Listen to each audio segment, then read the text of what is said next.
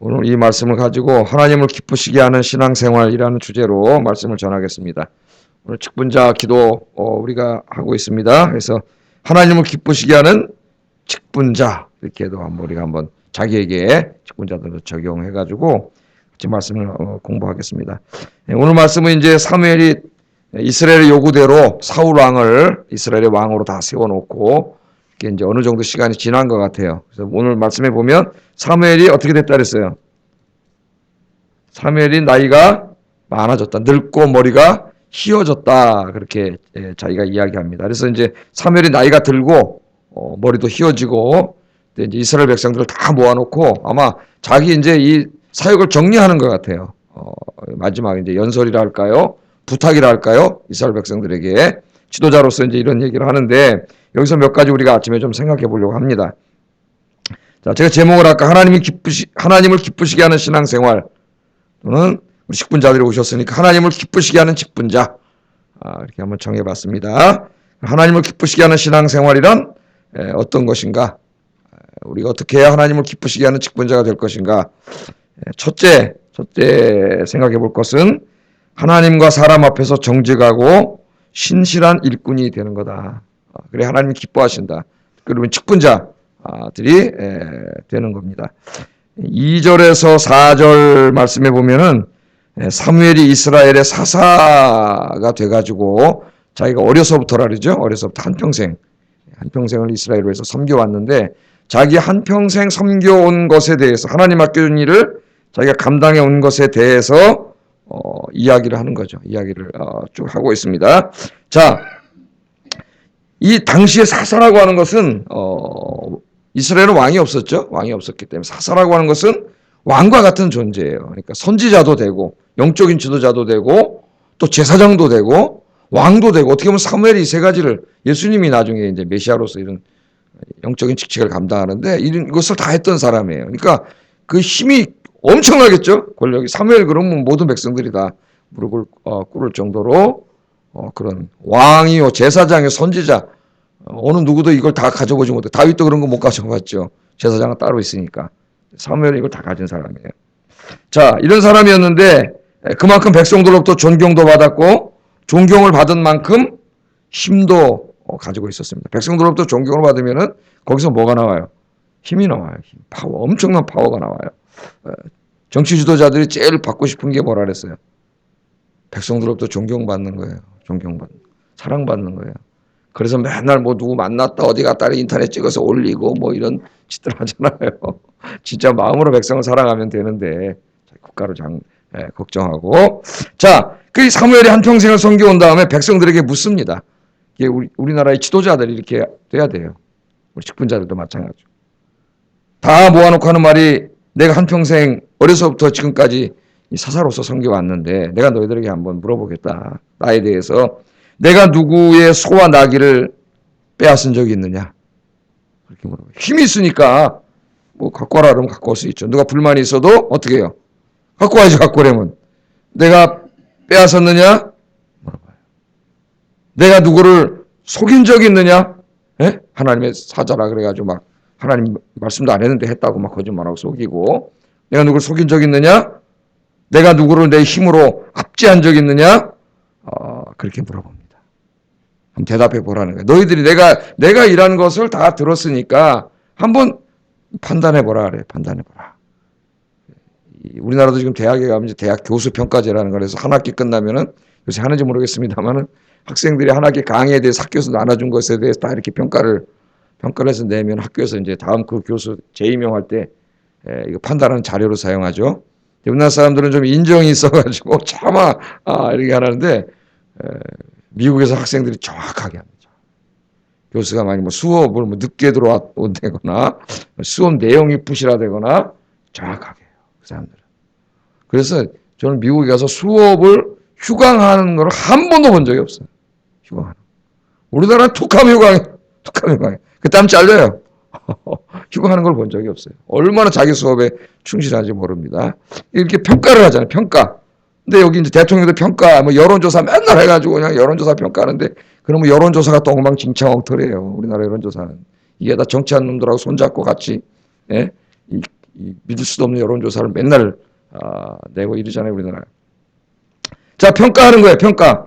내가 이런 적 있느냐, 누구 거 뺏은 적 있느냐, 속인 적 있느냐, 압제한 적 있느냐, 너희들이 대답해봐라, 너희들이. 예, 그렇게 물어봅니다. 또 물어보죠, 계속해서. 내가 누구의 손에서 뇌물을 받은 적이 있느냐? 내가 만일 뇌물을 받은 적이 있다면 내가 다 갚겠다. 그렇게 얘기를 해요. 그랬더니 이스라엘 백성들이 평가를 합니다. 대답을 해요. 이제 여기서부터 우리가 들어야 돼요. 우리 모두가. 저는 목사로서, 우리 모두 직분자로서 들어야 됩니다. 당신은 우리를 속이지 않았습니다. 한평생을 섬겨왔는데 속이지 않았습니다. 여러분이 그런 소리를 듣는 직분자가 되라는 거예요. 당신은 누구도 압제하지 않았습니다. 당신은 누구의 손에서 아무것도 빼앗지 않았습니다.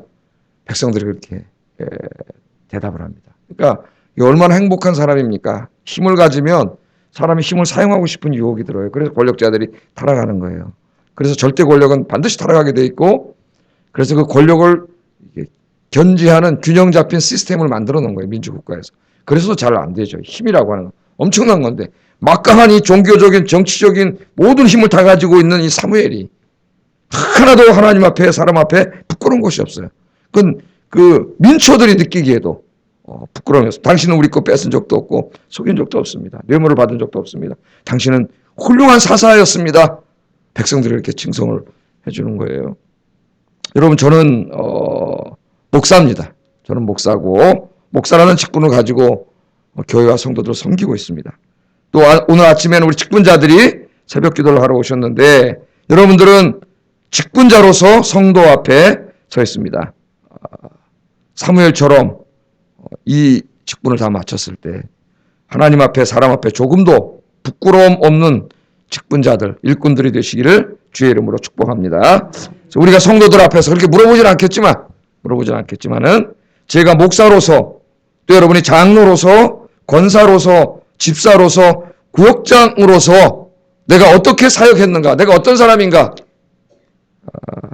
그렇게 물을 때 성도들로부터 사무엘과 같은 칭찬과 인정을 받을 수 있는 그런 직분자가 되기 위해서 우리에게 주어진 기간 동안 우리가 열심히 섬겨야 되겠어요. 그래서 성도들이 나중에 말하기를 당신은 훌륭한 목사였습니다.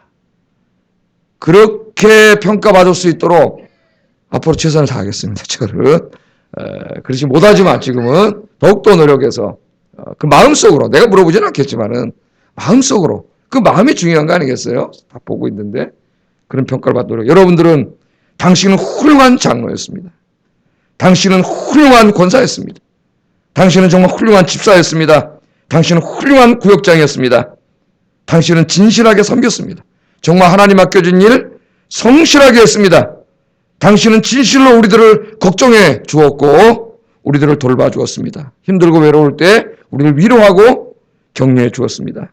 당신의 진실한 헌신이 있었기 때문에 우리들이 큰 위로를 받았고 우리 아이언교회가 이렇게 아름다운 교회가 될 수 있었습니다. 그렇게 여러분 평가받을 수 있는 직분자들이 되시기를 주의 이름으로 축복합니다. 그러려면 어떻게 해야 돼요? 그렇게 살아야 돼요. 지금부터. 그렇게 살아야 됩니다. 제가 오래전에 그 헬리나우엔이라고 하는 사람이 있으니까 탕자의 귀향이라는 얘기를 한번 말씀드린 적이 있는데, 그 유명한 책이에요. 이 탕자의 귀향이. 한번 시간이 되는 분은 사서 한번 읽어보세요. 이분이 그림을 보고, 렘브란트의 그 탕자의 귀향이라는 그림을 보고 그림을 감상한 책입니다. 묵상한 책이에요.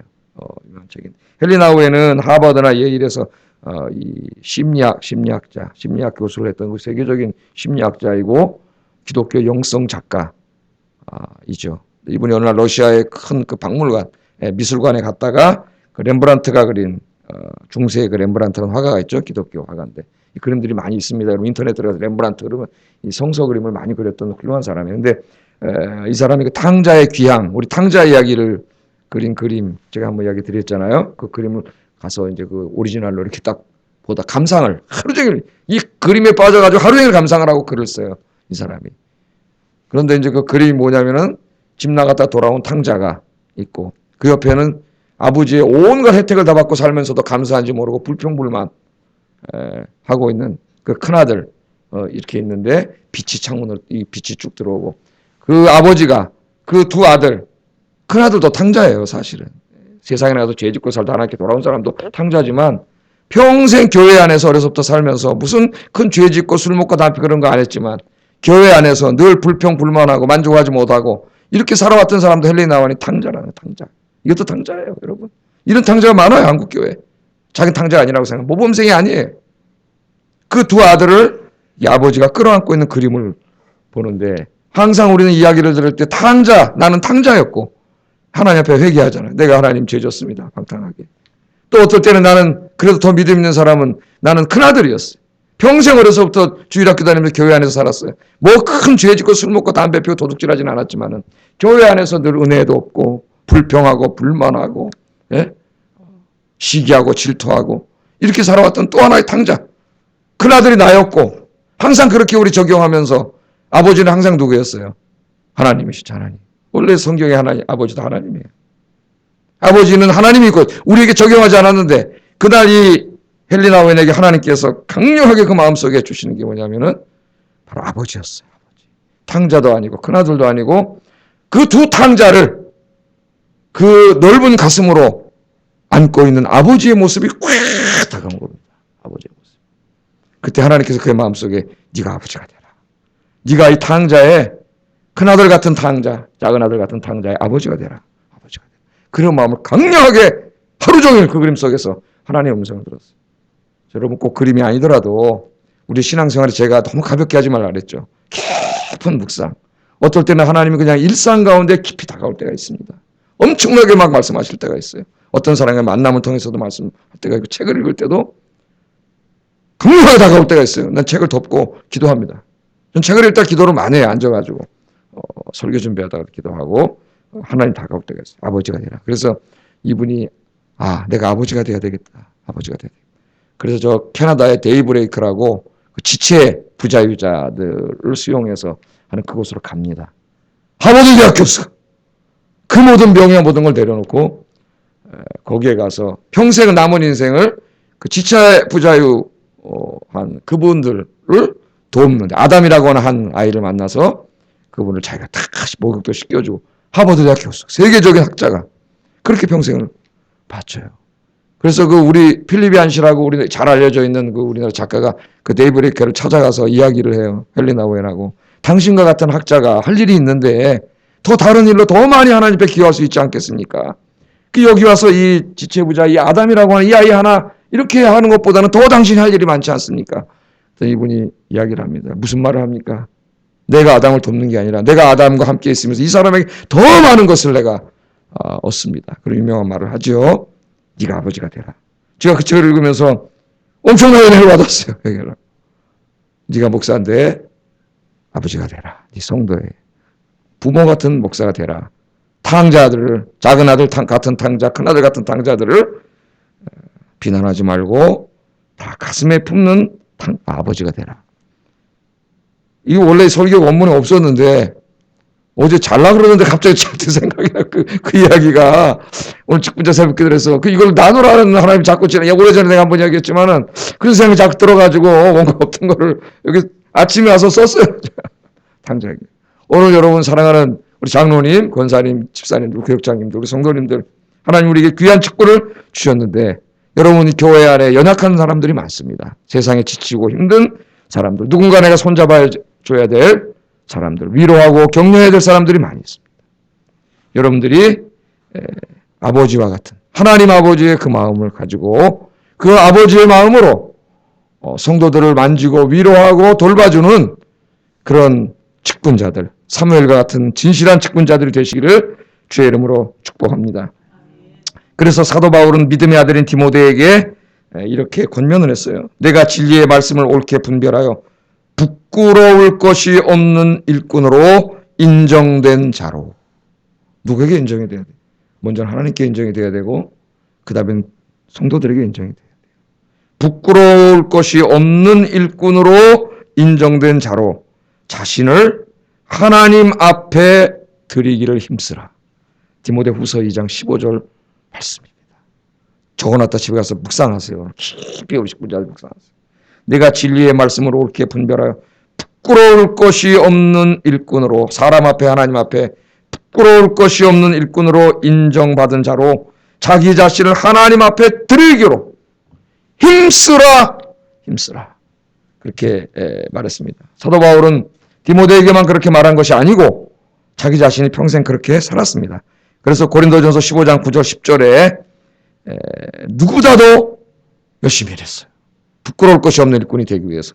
이는 이렇게 고백합니다. 나는 사도 중에 가장 작은 자라. 나는 하나님의 교회를 박해하였으므로 사도라 칭함받기를 감당하지 못할 자니라. 그러나 내가 나된 것은 하나님의 은혜로 된 것이니 내게 주신 그의 은혜가 헛되지 아니하여 내가 모든 사도보다 더 많이 수고하였으나 내가 한 것이 아니요 오직 나와 함께 하신 하나님의 은혜로라. 아멘.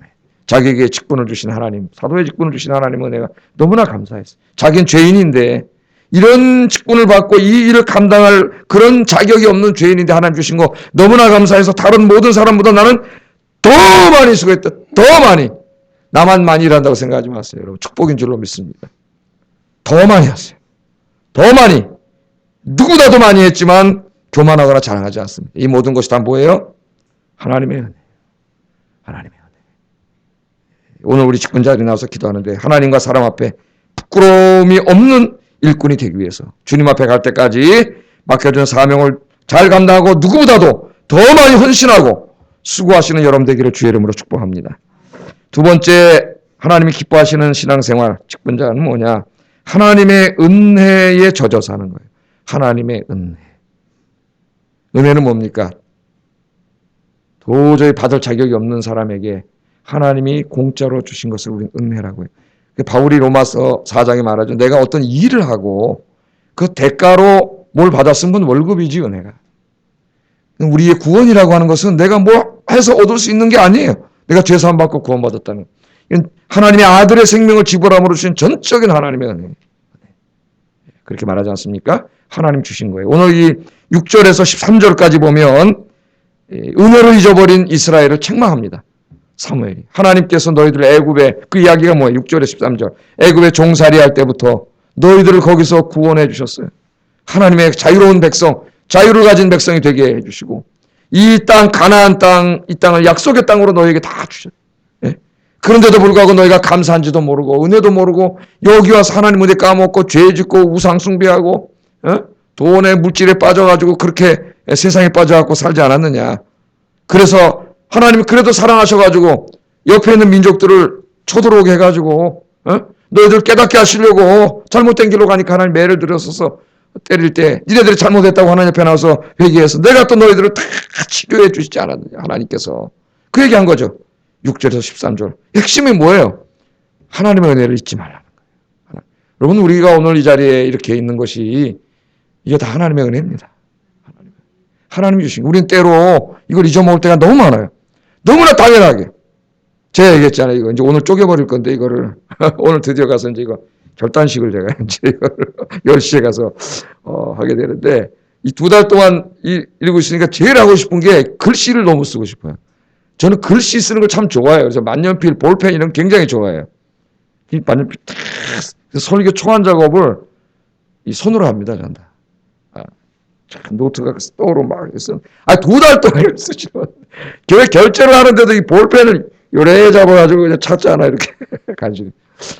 내가 이렇게 오른손으로 글씨를 쓰고 책을 볼 수 있는 것이 당연하게 생각했어요. 하나님이 잠깐 읽게 하시는데 그게 당연한 게 아니에요. 우리 하나님이 주신 걸 너무나 많이 당연하게 생각해요. 그 소중한 걸 읽고 나서 비로소 그게 얼마나 큰 은혜인가를 우리가 깨닫게 되는 어리석음이 있습니다. 하나님의 은혜였어요. 내가 볼펜으로 쓰고 책을 잘못 읽고 난 책을 읽고 줄을 쓰고 위에다 이 엄청난 책을 묵상하고 하나도 못하겠다. 8주 동안. 예? 하나님이 꽁꽁 묶어놓으면 아무것도 못해요. 글씨도 못 써요. 깨닫게 하셔요. 네가 잘라서 쓰는 게 아니라 글 하나 쓰는 것도 다 하나님의 은혜예요. 오늘 여러분이 새벽에 오셨잖아요.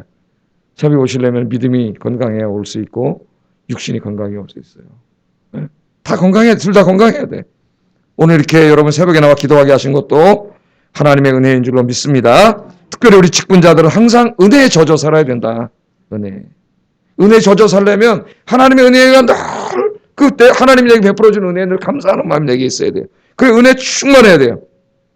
제가 어떤 책을 읽다가 그런 글을 읽었어요. 그 비행기 타면은 안내 방송 나오잖아요. 비행기 타면 이제 뭐 사고 났을 때 어떻게 한다 뭐 막 나오는데 산소 마스크 쓰는 방법이라든가 막 다 가르쳐 주지 않습니까? 근데 보면은 엄마와 아버지, 부모가 제일 먼저 쓴다는 거예요, 산소 마스크를. 그래서 그런가 보다 그러고 이제 진짜 한번 비행기 탔을 때 한번 자세히 봤어요. 그거 보지도 않잖아요, 그거. 보더니 진짜 비행기가 탁 응급 상황이 벌어지면은 산소가 안에 기내에 부족하게 되니까 산소 마스크를 먼저 이제 탁 해서 쓰게 되는데 산소 마스크를 누가 먼저 쓰라네요? 엄마, 아버지가 먼저 써. 그 이상하잖아요. 애를 먼저, 노약자를 먼저 쓰게 해야 될 것 같은데 엄마, 아버지를 먼저 쓰라고 가르쳐요, 비행기에서. 다음에 이제 비행기 타면 유심히 보세요. 왜 그럴까? 왜 그럴까? 엄마, 아버지가 안정돼야 다른 아이들을 도울 수가 있어요. 엄마, 아버지가 당황을 하면은 다 죽습니다, 가족이. 그래서 참 지혜예요, 그게. 얼른 엄마, 아버지가 산소 마스크를 딱 써서 엄마, 아버지가 안정돼 아이들도 씌우고 다른 사람 도와줄 수가 있어요. 여기에 우리가 중요한 통찰을 주는데 우리 직분자들이 성도들을 도우려면은 우리가 먼저 은혜 충만해야 됩니다. 우리가 하나님과의 관계에서 행복해야 남을 도울 수가 있어요. 내가 너무 힘들고 내 코가 석자로 빠져 있으면은 여러분 내 문제에 빠져가지고 내가 남을 도울 수가 없어요. 은혜가 떨어지면은 내가 누구를 도울 수가 있겠어요. 그래서 여러분 은혜 충만하시고 우리 직분자 여러분들이 늘 하나님과의 관계 속에서 행복하세요. 행복하세요. 네? 아멘도 잘 하시는데 행복하시기를 주 여러분을 축복합니다. 여러분이 행복해야 돼요. 그건 돈 때문에 행복한 게 아니에요. 주님으로 인해서 늘 이렇게 기도하면서 주님과 만나서 내가 행복해야 내가 다른 사람을 도울 수 있어요. 다른 사람 바라볼 수 있고 행복한 우리 직분자들 되시기를 주의 이름으로 축복합니다. 마지막으로 하나님을 기쁘시게 하는 신앙생활은 하나님을 경외하고 그 말씀에 순종하는 거예요. 14절 15절이 그것을 우리에게 말씀합니다. 14절 15절 한번 읽어볼까요? 시작.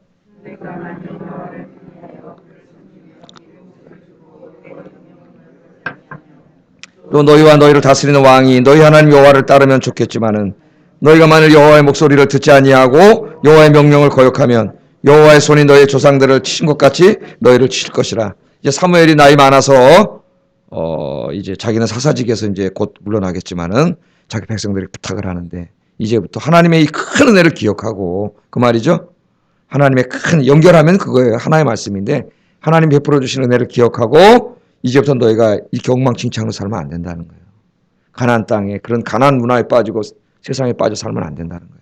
이제부터 어떻게 하라고요? 두 가지 강조하잖아요. 뭘 강조하는? 하나님을 경외하고 그 말씀에 순종하며 살아야 된다. 그러면 하나님 복을 주신다. 그렇게 말씀을 합니다. 우리 사랑하는 성도 여러분, 직분자 여러분, 앞으로 남은 인생을 하나님의 은혜에 충만한 가운데 하나님을 경외하고 내 마음을 다하고 목숨을 다하고 힘을 다하고 뜻을 다하여 하나님을 경외하고 하나님의 말씀에 순종해서 사시는 여러분들 되시기를 주의 이름으로 축복합니다. 기도하겠습니다.